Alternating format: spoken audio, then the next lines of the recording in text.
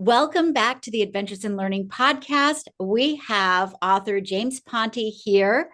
London Calling, the sixth installment of the City Spies book, is coming out this next week. And I got a chance to read it in advance. And I got to tell you, it is fabulous. It may be my favorite of the whole series. And the only reason I still have a copy behind me is because my 22-year-old is in New York. She has stolen every other book I've had. So I'm sure she'll get it soon. But It's James, I'm so glad you're here. Welcome to the show. Let's talk City Spies. Tell us a little bit about this version. okay. I always have to pause before I talk because the thing is, you're writing usually. I'm writing usually two books away from what's out now, so I want to make sure I don't spoil the next book's plot.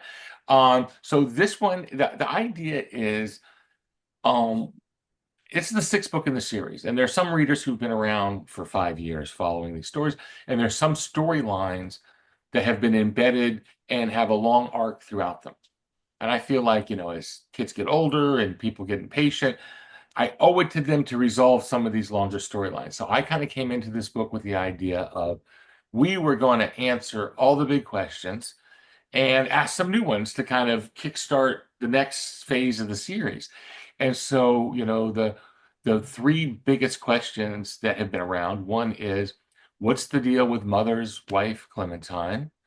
What is the situation with their daughter, Annie?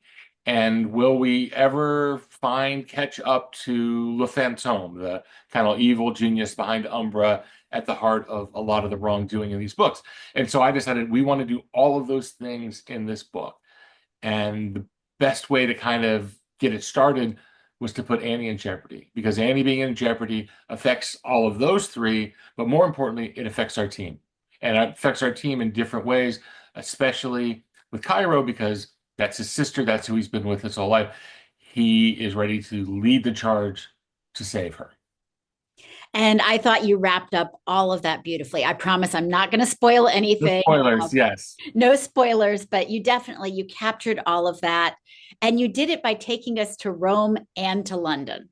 Did you Yeah. get to do on the ground research for those? So Please tell me you did. I went to Rome and London, so that was great. I did research in both.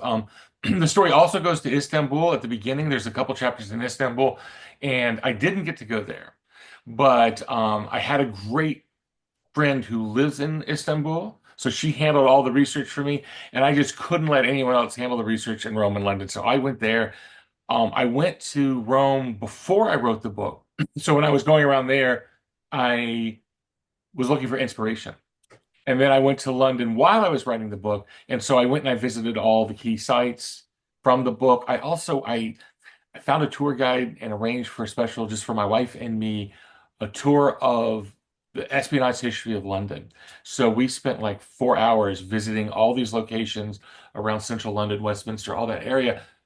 And it was amazing how it felt like every other building was tied to spying, and like in some covert ways, some overt ways. And it was really helped me a lot with ideas for this book and for the next book, the one I'm currently writing, which is City Spies 7.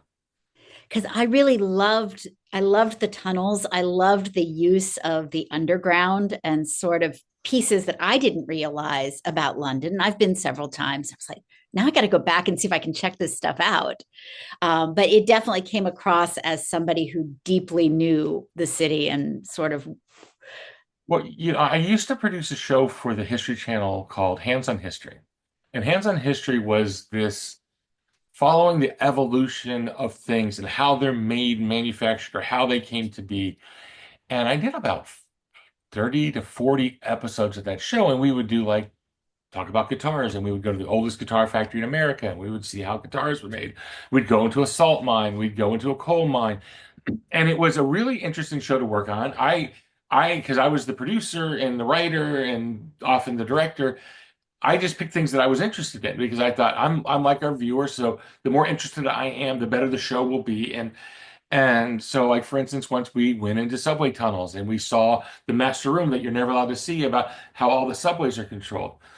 And I realized this was a great primer for all the things that I was going to eventually write, even though I didn't know it at the time, because I did get to see the how things work and behind the scenes. And that only created kind of this insatiable desire in me to see more. And I have been amazed at how often, as in this job, I can reach out to people and say, "Hey, I'm writing this. I want kids to know about it right. I want to know about it right. You're an expert. Can you share your expertise with me?" In 2 weeks, I am having dinner at the home of the former deputy director of the CIA, and we're talking spies all night. It is a great thing for me because, like with the TV show, I'm interested in all the stuff that I'm writing about. But certainly it was great to go to London. It was great to go to Rome. My sister is a tour guide in Rome, so I had like a really head start advantage because I knew she could tell me anything, and I could ask her deeper questions because I wasn't having to worry about someone saying, "Who is this weirdo?" Right. Yeah, yeah, I talk a lot about learning through play and that we learn best when we're curious, when we're having a yeah, playful attitude. And I think right. that comes through for me when I read your books, not just the City Spies, but all of your books. How do you keep sort of that playful spark that keeps you going so that you're juggling all these projects? Well, I am really interested in these things. I don't mean to keep talking about television. I had another show. I did a travel show for the Golf Channel, and the problem being I don't golf, so it was Right. actually great because I wanted to make the show interesting for someone like me who didn't golf, and so we would go to we'd have like a week in Northern Ireland or a week in Michigan or a week in the Bay Area, and we would hit some golf courses. That would be about of the 30-minute show, that would be maybe 8 minutes. And the rest was stuff like that. Well, what we want to do stuff that's fun. I want to appeal to people because the show's being watched by people who golf, but it's being watched maybe by a spouse who doesn't golf. And I told the crew, and I always use the same crew on the show, we need to go and have fun in these cities. And if we do that, our fun will come across. And we won't just be giving people facts and information. We'll be giving people a sense of the joy and the fun of travel, which I am a huge fan of travel.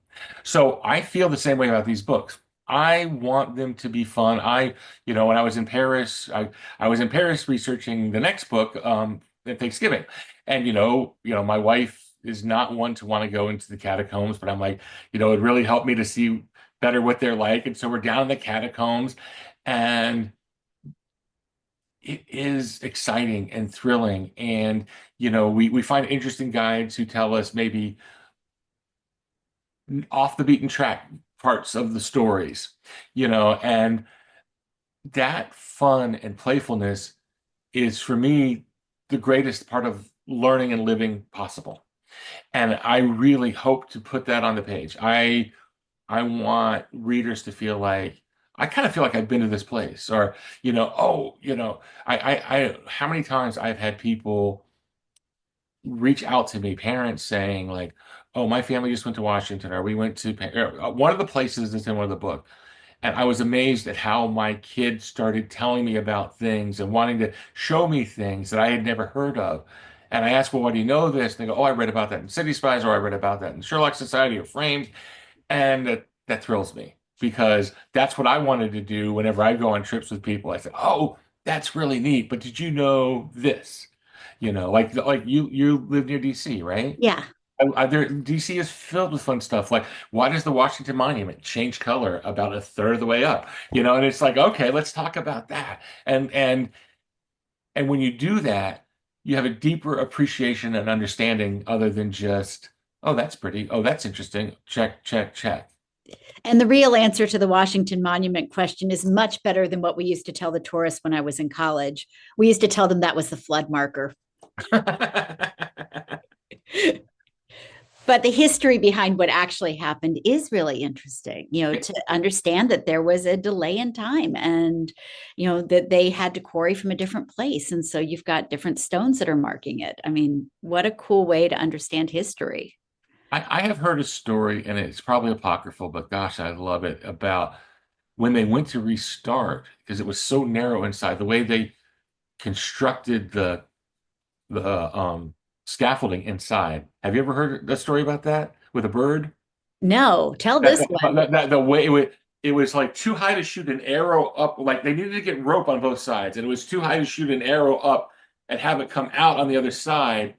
And so they tied like a string to a bird's foot, and the bird flew out, and they shot the bird. And when the bird died on the other side, they now had the rope on both sides, and then they went back and forth, bigger ropes until I don't know if that's true, but it's like, some of that stuff you hear is true. Now, I usually won't pass along something I can't verify, but when I can, there's just amazing stuff like that, and there's amazing stuff everywhere. One of my favorites too is at the the Flatiron Building in New York.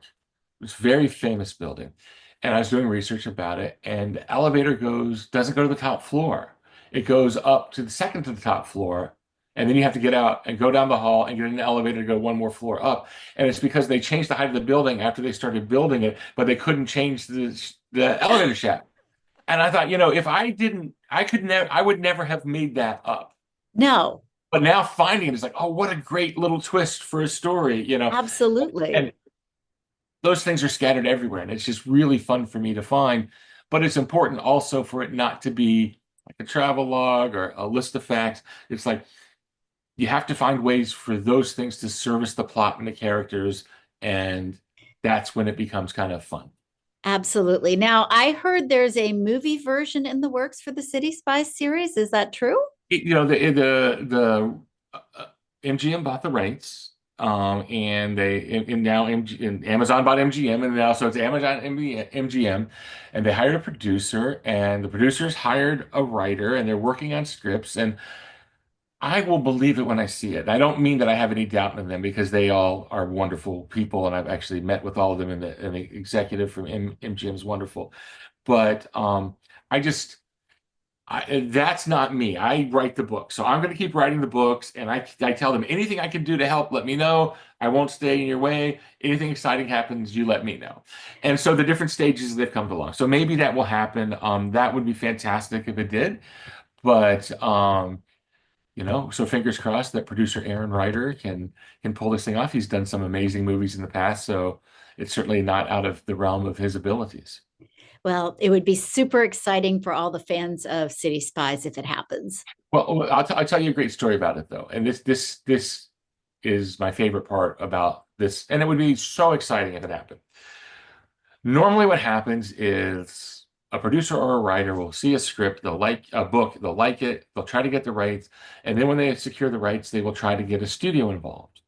And this happened in reverse. The studio purchased it, and then producers kind of pitch them on who should be the one, and then writers pitch those producers. So it's really an interesting way. And the reason that is there are these twin boys who at the time lived outside of Boston, but now live in Miami. I finally met them, and they at the time I think were about 13 years old. They had a sister who's a good bit older. She's in her late 20s, I think, and she was back visiting at Christmas, and they were reading the first City Spies book, and one would read a chapter and then hand it to the other, and the other would read that chapter and then hand it back to the first. And they would go chapter by chapter through the book this way. And so the sister sees this and goes, "Oh, what's that?" And they go, "Oh, it's this new book. It's called City Spies. We love it." And she said, "Well, let me look at it." And they said, "No." And she goes, "What do you mean, no?" It's like, because, well, I have to wait for him. I'm not going to then wait for you. So one of them was reading it, and then she said to the other one, "Okay, tell me about the story." And she says, yeah, he said, there's this Latina girl in New York, and she's about to be sent to juvenile detention for hacking. And she said, "Stop right there. I've got to read this book." And she was the director of development for MGM.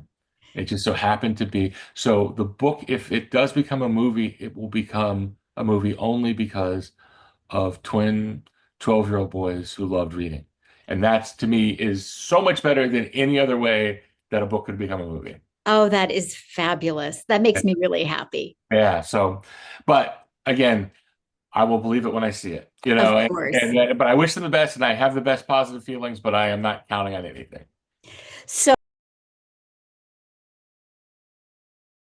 since you're not working on the scripts for that, what are you working on right now?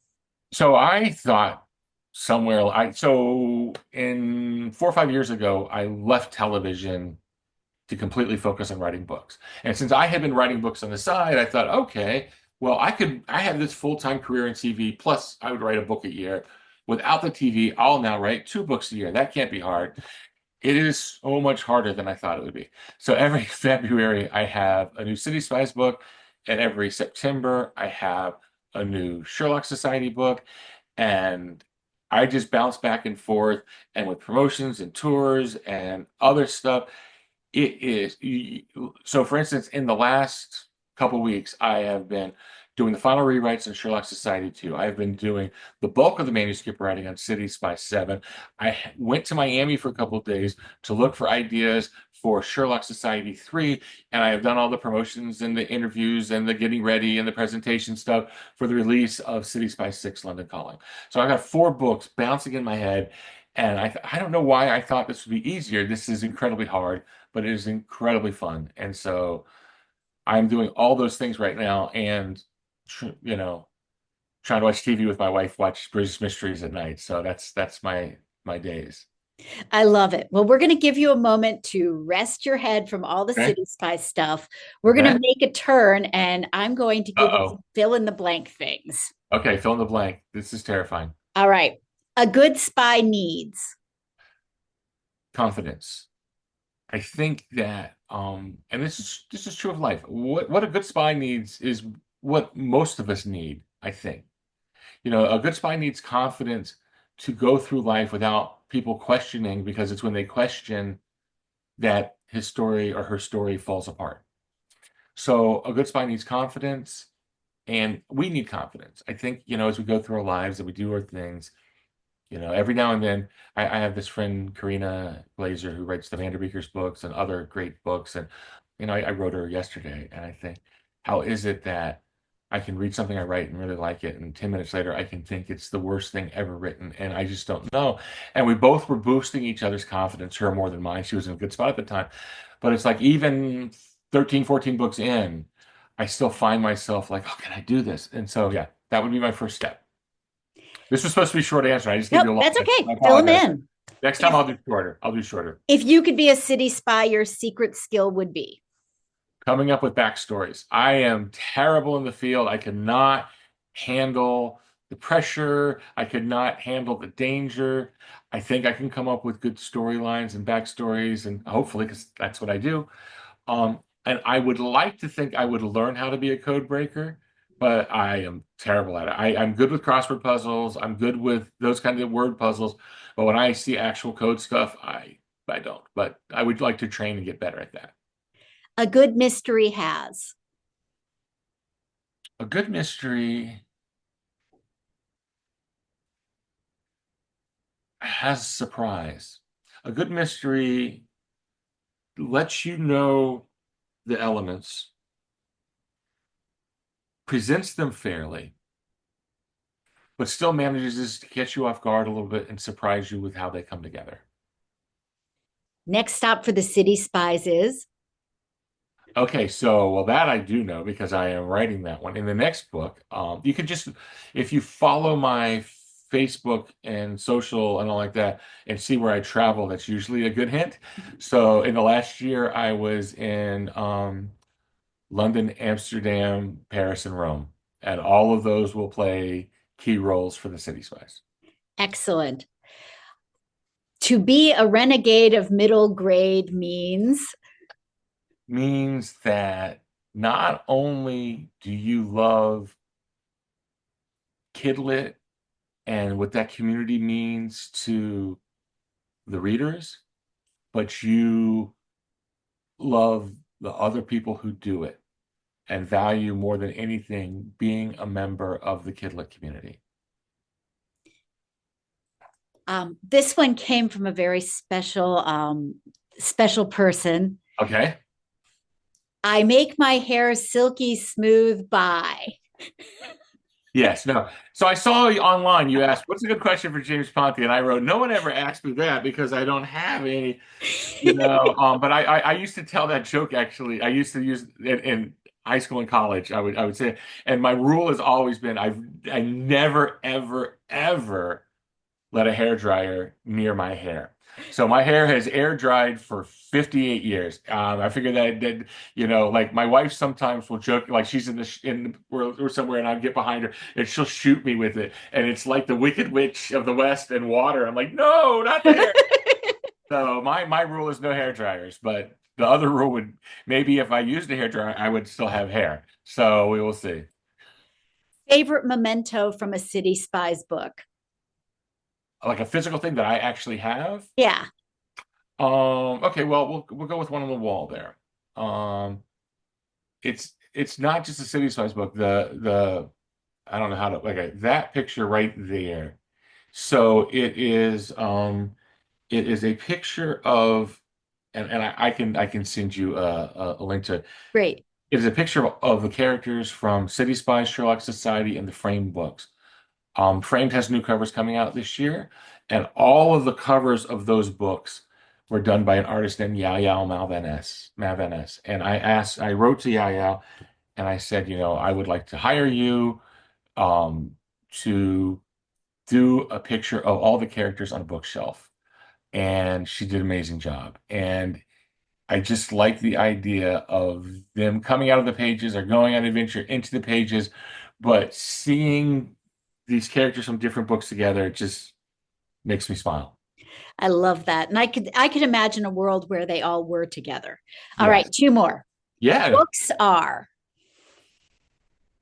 Books are really amazing technology. So think about this. I I started in television and for years I worked in that and everything in video and film and all these things, the technology is so great. And people always say, oh, books are gone. And oh, and here we come along. And, you know, now, oh, people would rather read books on their tablet or on a device of some sort. And that's fine. And that's all great. But, you know, the book's been around for hundreds and hundreds of years. And it doesn't change much because it's really kind of perfect. In here is adventure, is information, is love, is hate, is thrills and chills. And I think we really learned that during COVID, that the funny thing was television stopped, movies stopped, all the technology was relying on stuff. Books just kept on working. And books just we kept writing them, they kept coming out, and people kept reading them. And you know, they are amazing bridges. I like bridges. My name is Italian for the word bridges. Books connect us one at a time.